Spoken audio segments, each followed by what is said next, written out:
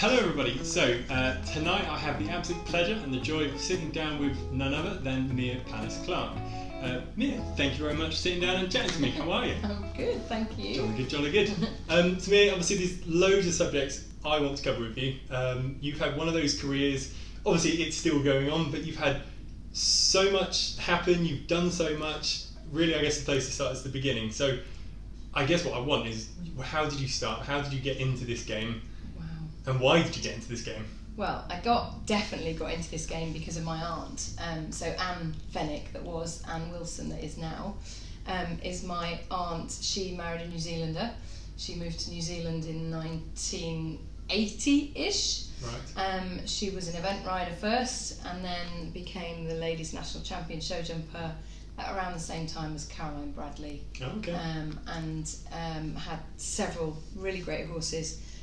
Including Owen Gregory, that Michael Whitaker went on to win the Hickster Derby in 1980, and that's because Anne had already gone to New Zealand. So she was a huge inspiration, and of course this is always what I was going to do. I wasn't allowed to specialise early. I had to do everything, and event, working hunter, anything and everything, pony club teams.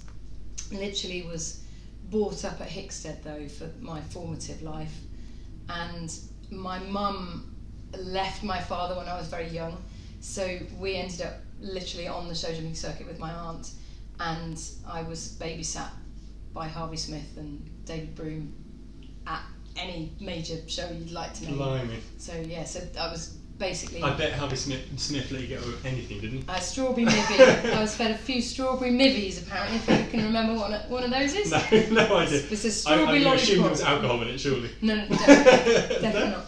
But and there's a bit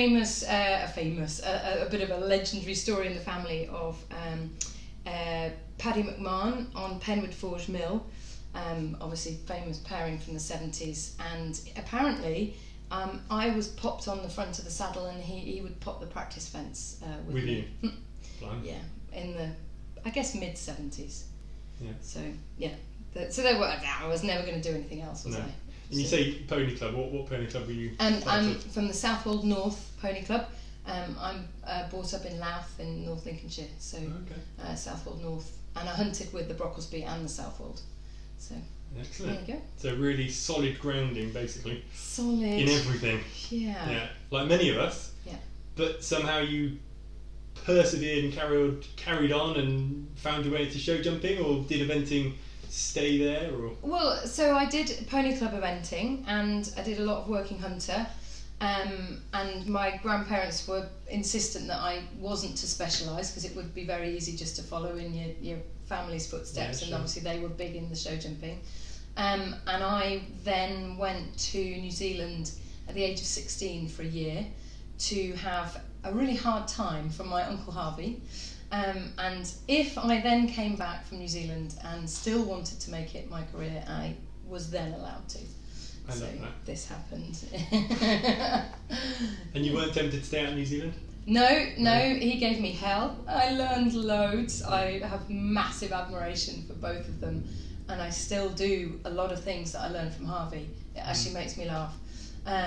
So no, I returned in 1990 and couldn't wait to get started doing my thing. And your thing being show jumping, or going into coaching? Well, it was funny. My mum was very clever, and she said, look, you have to have, if you're going to do this as a job, you have to have income streams. And I say this now to other people, that, it's either buying and selling, or it's coaching. Yeah. And I'm not good at buying and selling, because I love them a bit too much. But coaching I absolutely love. So she really pushed me through my BHS exams, actually. Somehow I went through my BHS AI within the space of, I think, about 12 months. So it was stage 1, 2, 3 and PTT.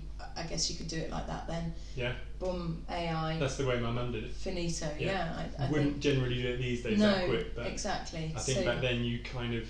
I'm not sure why you could do it that quick. No, but I did. Yeah. Yeah.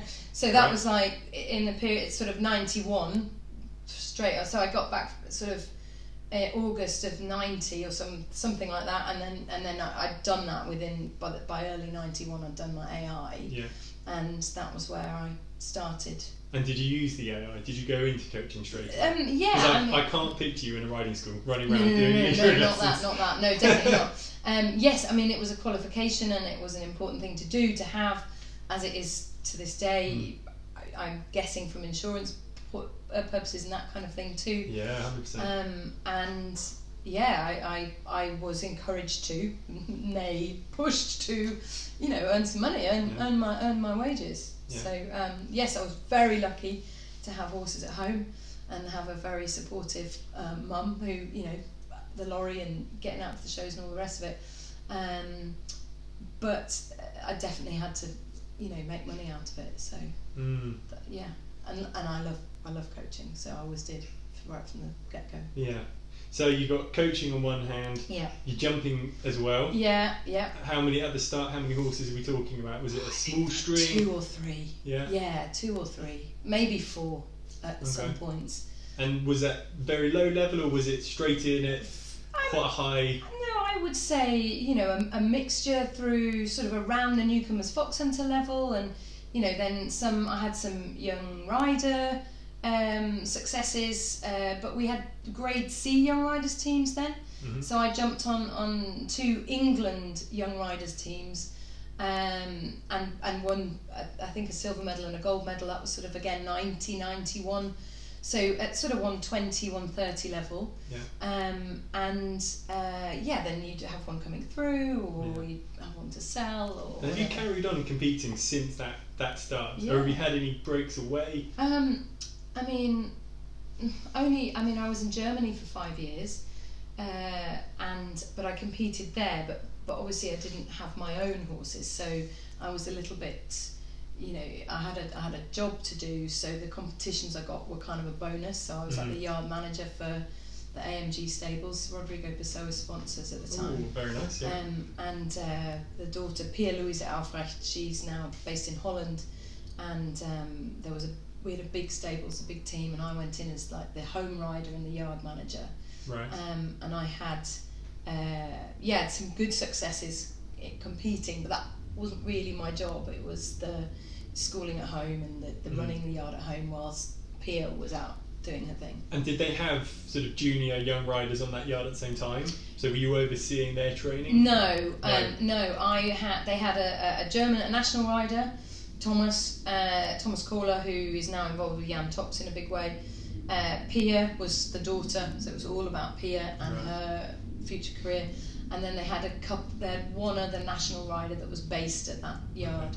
So it was about the competition horses. It was about not the coaching. No. So the only reason I ask that, because obviously, was it 5 years you were out there? Yes. However, I did then move after 3 years at AMG. I then branched out and went coaching freelance. Okay.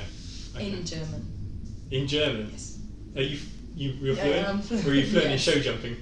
No, I'm fluent. All you know is that's I am up, fluent. down. Oh wow. And I tell you, my first day of coaching, I had the biggest headache. Like, I've never experienced a headache, because I think I had concentrated so hard on having to think about the not German. only are you trying to instruct the best you can, but you're then having to translate it in your head. Oh my goodness. And eventually it becomes a little bit more normal. And then I also eventually was told that I did some cute things wrong, like I said some phrases a little bit wrong, but they didn't correct me because they thought it was sweet, they thought it was funny. And they thought it was funny, Like I think I would say something like Händewechsel, which is change the rein, but actually I was saying change the reins.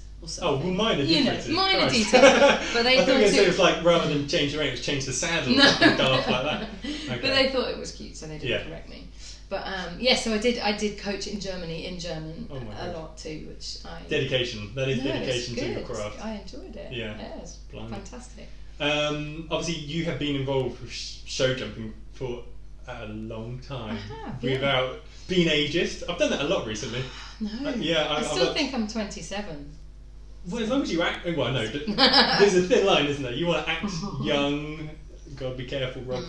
But my point is, you've been involved in show jumping for a long time. Yeah, all my life. It's been a lifelong career for you. Yeah. I would like to put a little bit of focus on British show jumping. what, in your opinion, has changed sort of throughout your time with British show jumping? I guess in show jumping in general throughout the world as well. I guess like show jumping in this country has gone.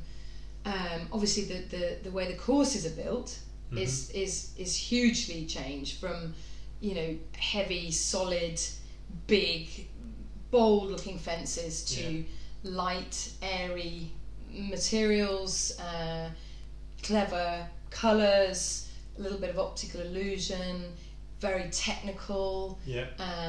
You know, and I really enjoy all of that. If you think back to the horses in the 80s that jumped a bit by braille, you see them hit the front pole and it wouldn't move. No, because the cups are this deep and the poles are so heavy. And like now they breathe and fall down. Yeah, so that, I mean, that's obviously changed hugely. In a good way, do you think? Yeah, I do think. I mean, it's safety. Yeah. You can't go bigger and wider forever. So the technical challenge changes. Sure. I really appreciate good course builders, and the difference is enormous. So at the weekend I was competing at Bolesworth, and the course was really well built. It was clever. It was forwards. The distances were correct and encouraging, but it was clever in that if you rode it in the way it was designed, it rode brilliantly, and if you didn't, there were little tricks and traps everywhere. So I really appreciate good course building that encourages good riding and rewards you for correct production of your horse. Yeah, and ultimately, if it's, I guess, ridden correctly, it then rides correctly and is then safe. Yes, yeah, absolutely. So I mean, that's huge. It's got to be.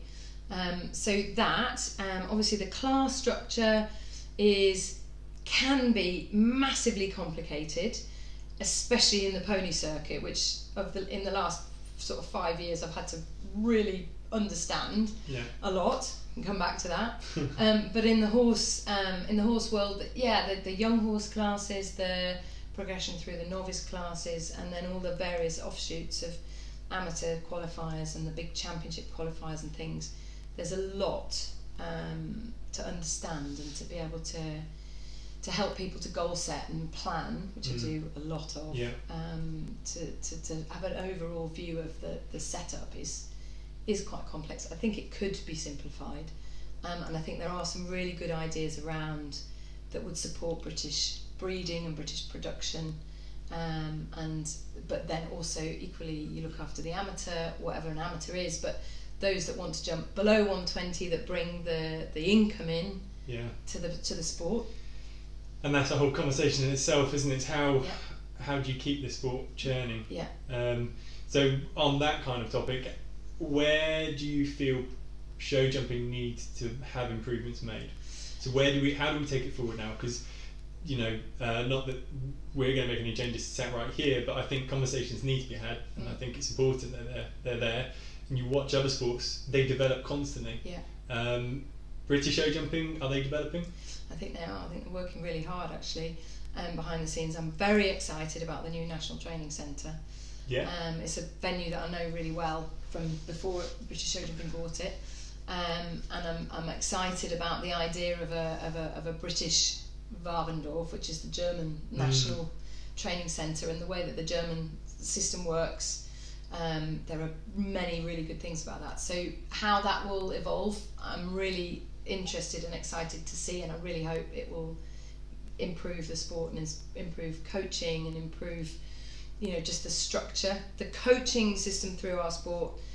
Obviously, I wholeheartedly believe in and think it's marvellous, and we need to keep pushing forwards through that, and that needs to filter through more. Well, that's so important, isn't it? Because so important. If anyone wants to come show jumping, obviously there's nothing stopping anyone going out and buying a horse. No.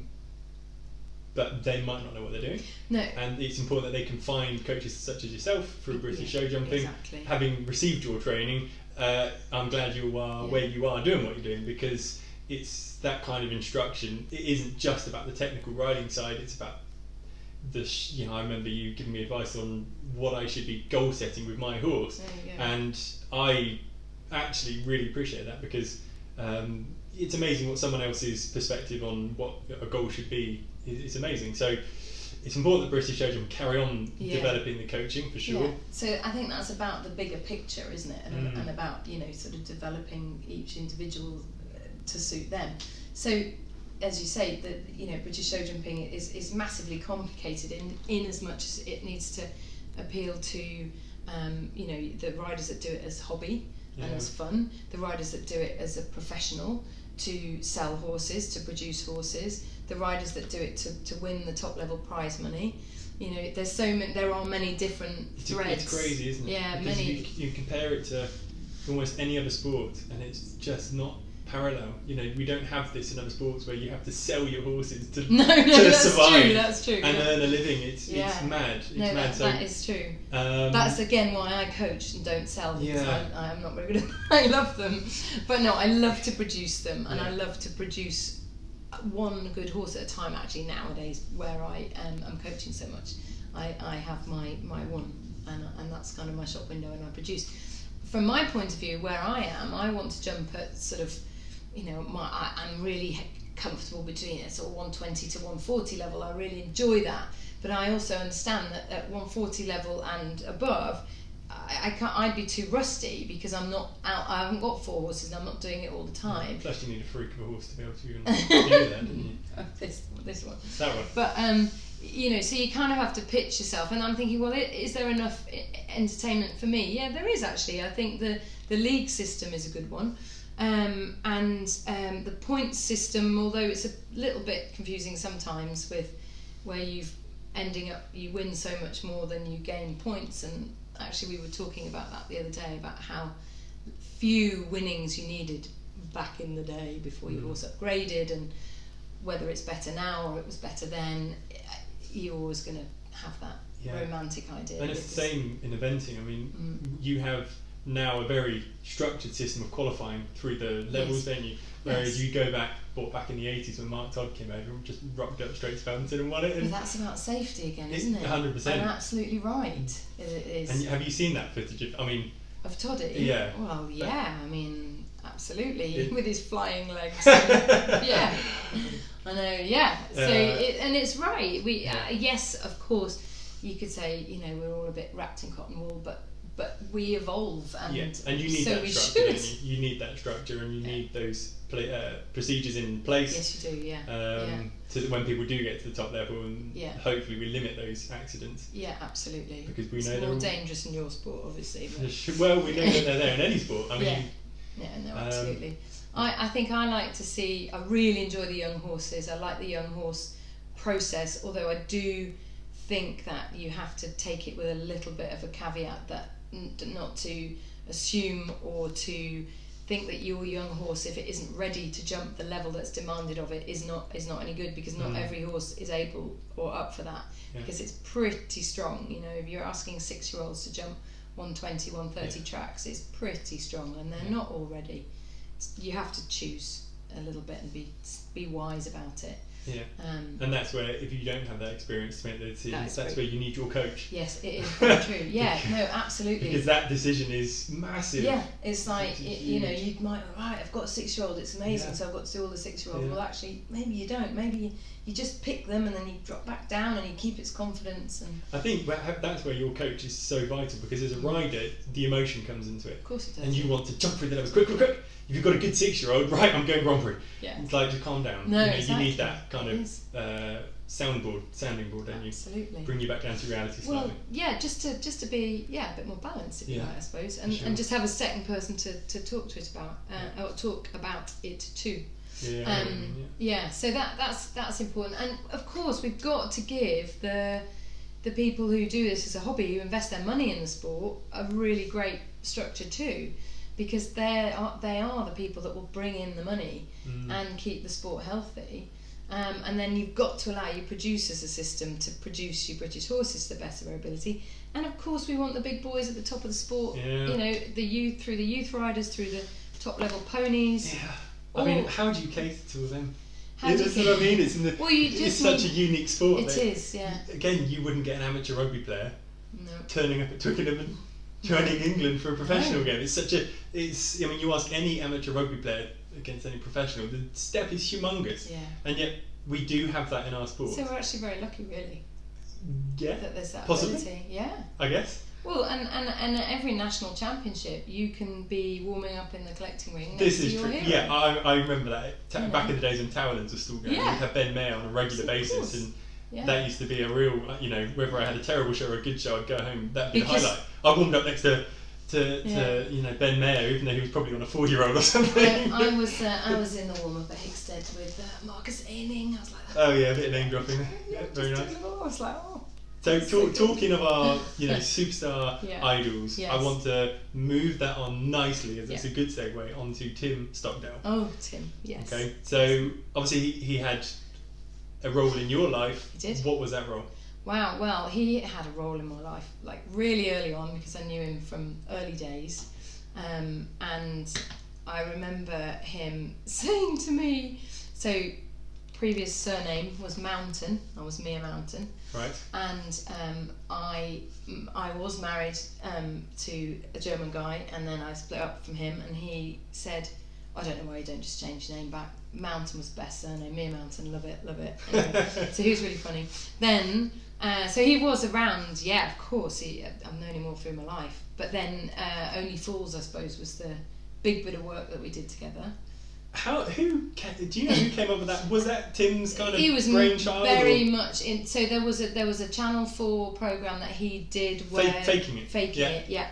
And that was, I think, sort of where he like got the TV bug a little bit. And then, if you think of the format of Only Fools, it's identical to Strictly or Dancing on Ice. It was before. Yeah, it was them, though, wasn't 2006. Yeah, I mean, not that I know Yeah. when Strictly came out, but it No, probably was but predating that. But the format is the same, so Yeah. it was really smart. And whether he approached them or they approached him, I'm not sure. Obviously, it was for sport relief. And I lived in Northamptonshire then. When I moved to Northamptonshire, Tim was one of the first people I went to see for work and support and guidance. So we literally lived within 20 minutes of each other. And he said, oh, I've got this thing happening, and I think you'd be really great for it. How did you feel at that time? Because you were competing, Yeah. you were coaching, Back in Northamptonshire. and then the great Love it. Tim Stockdale comes up and says, "I got this love it. program." I love stuff like that. Yeah. He said to me, now let me think how he said it. He said, "You're bubbly, and you look great in front of the camera," or something a bit cheeky. And I was like, I'm not sure how I feel about that, but fair enough. Yeah. But he had you anyway. Thanks, That's Tim. obviously Yeah. worked, didn't it? So there was myself. There was a lady called Mary Ann Trevor Roper. Her brother is Julian Trevor Roper, who's an event rider there, also Northamptonshire, Buckinghamshire borders. Jenny Ward, who's a very well-known dressage judge and was dressage rider. They have Brampton Stables in Northamptonshire. She also owned the horse that Tim was jumping at the time. Right. And then my TV husband, Fred Bergendorf, who's now the chef to keep for the Swedish event team. Okay.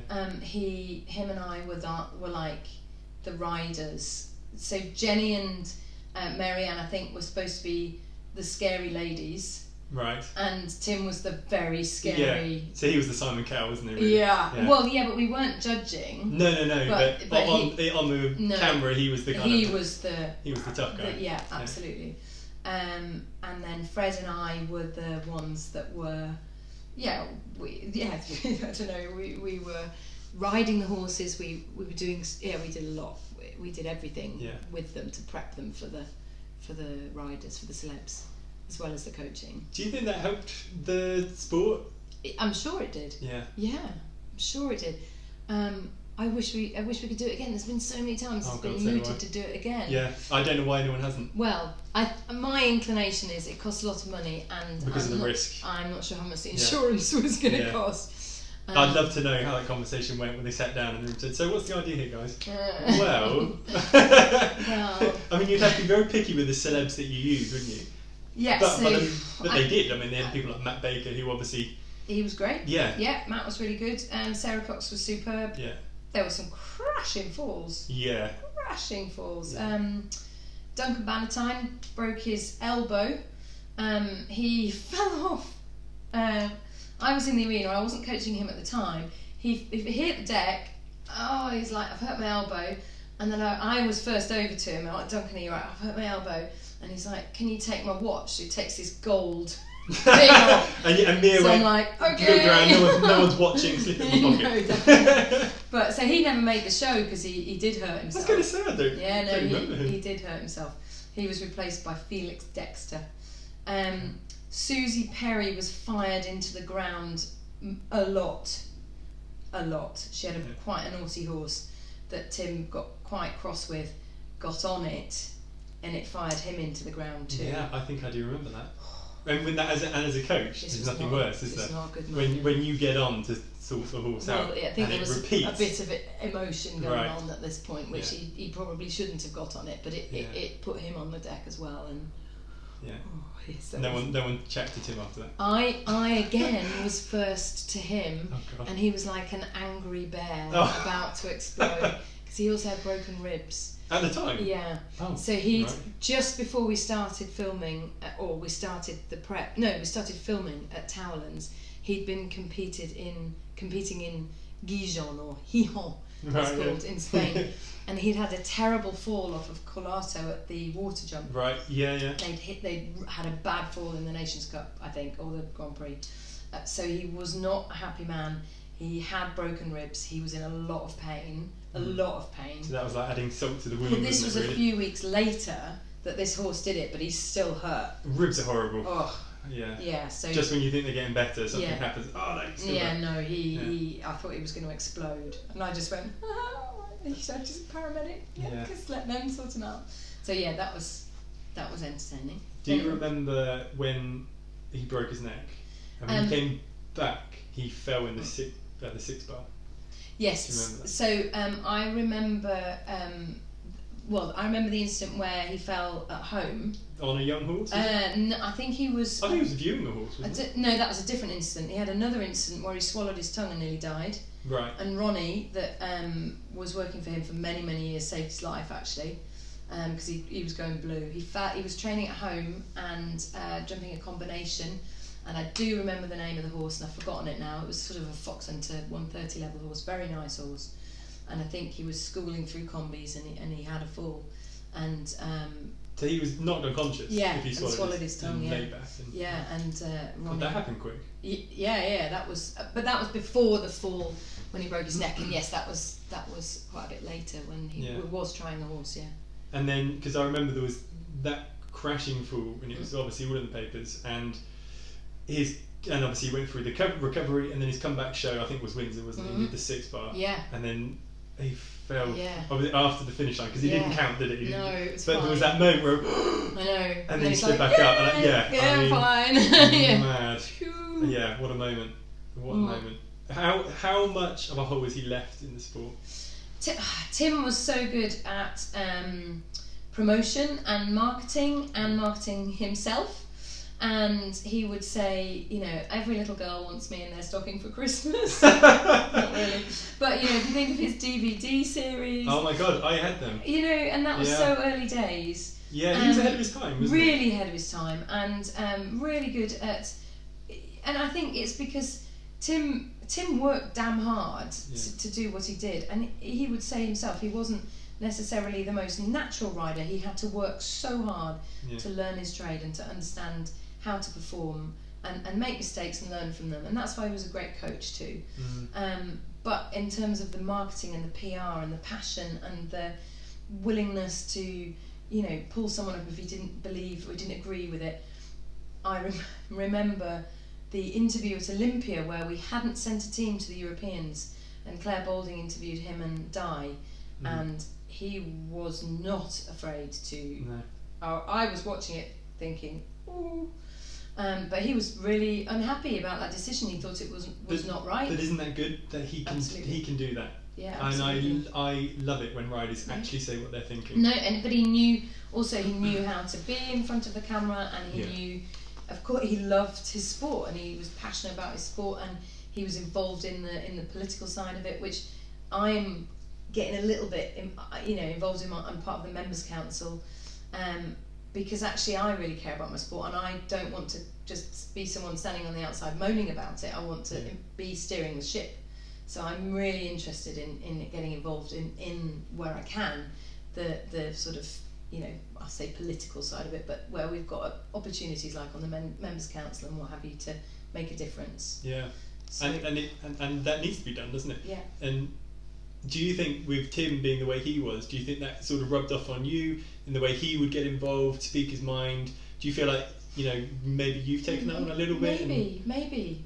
I definitely learned from him, and I had a little run-in a few years ago, about 10 or 11 years ago. Two strong coaches. I can't imagine why you had a run-in. I think it wasn't about coaching, but I think it was. I think that made. You learn from people, don't you? And to feel confident enough to actually go, no, Tim. Yeah. No, I don't. So it's almost like he maybe trained me yeah. to do that. Yeah, definitely. Which maybe he liked the fact that you kind of absolutely. did and I would say that now as a probably just not at the time. No, probably. As a coach or a mentor, I would want my students to, you know, I want to empower them. That's always what I want to do. So absolutely. You'd have to be proud. You might not be in the moment, but you'd have to be proud of someone that you've mentored like that or inspired or whatever. Then stands up to you in the way that you would be passionate about and say, actually no, this, that, you know, whatever it was. But no, I'm really impressed with Joe, with his son. I don't know Joe very well at all, but that he seems to have stepped into the shoes. I mean, how old is he? He's not 20, is he? No, I don't think he is. I mean, that's mad that because he's got the whole string. Oh, incredible. Am I right in saying Will Funnell's sort of definitely mentoring him, definitely, which is brilliant. Yeah, you wouldn't want anyone else in your corner. No, and I mean, Will, you know, his dad, known his dad forever and ever, and you wouldn't wish it on anyone to lose their dad, you know, at that young age. But Joe could have been a professional cricketer. He's a fantastic cricketer as well. Yeah. Tim was really, really proud, and Mark, his brother, is a fantastic golfer. So just sport run through the family. Yeah, really.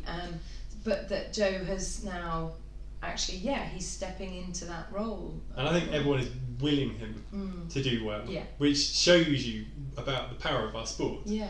Because, you know, not every sport would be like that. No. You know, this day and age we are almost celebrating the failure of people rather than success, and you see that picture and you go, no, I just want that guy to do well. Absolutely. No, I think that it is definitely. But that would be, I would say, a really big thing about our sport, because it is a losing sport. Yeah, 100%. Isn't it? Yeah. You've got to, and if you support, you know, play your own game, paddle your own. It's about your competition and your round and your horse and all the rest of it. Don't worry about everybody else, but in the same time, then support other people. Yeah. You know, praise their successes. Well, it's such a hard craft, isn't it? Whether it's dressage, show jumping, eventing, or any other discipline, the hours that you're pulling, and as you said, the disappointments. And we don't always cover that side of things, but it's monumental, and they far outweigh the lap of honour that you might have once a month.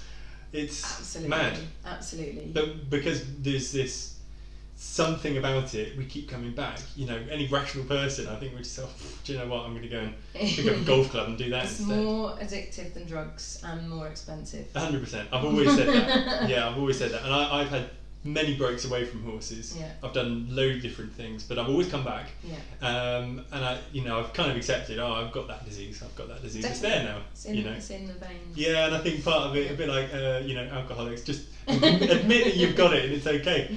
So, I'm a horse mad person. Yeah. Perhaps you should warn future partners of this. They don't think they realise what they don't know what they're walking into. No, they seem they they work it out pretty quick. Yeah. You know, because it is long hours, and I imagine you're much the same. If you're not coaching, you're riding, or you did Bowlesworth. The last 4 days, jumped 2 of the days yourself, but then the final 2 coaching other people. Yeah. It's non-stop, and it's not like we have an end of season in show jumping. No.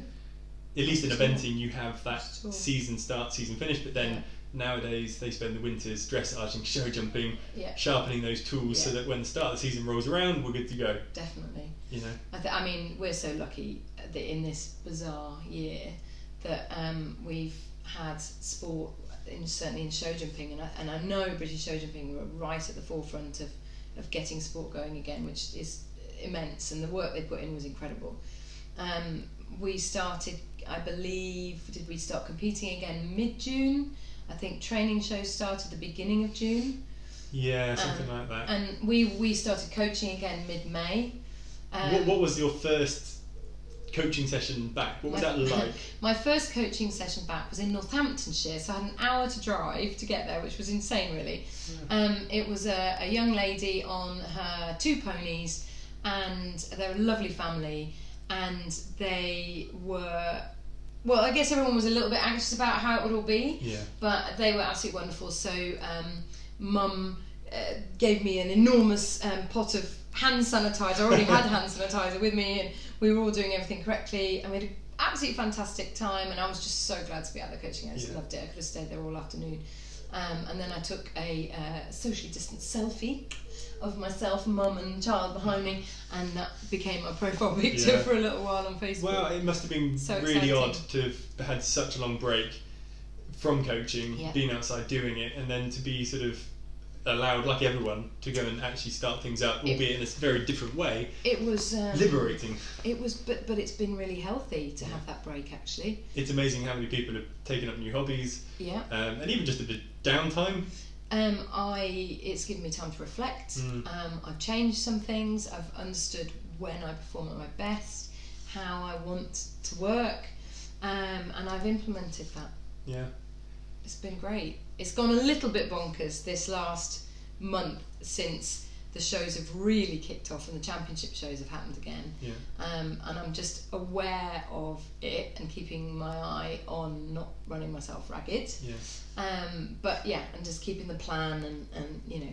Well, knowing you as I do more now, and knowing you by reputation, I think you will keep to those goals and that structure and being organised, super organised.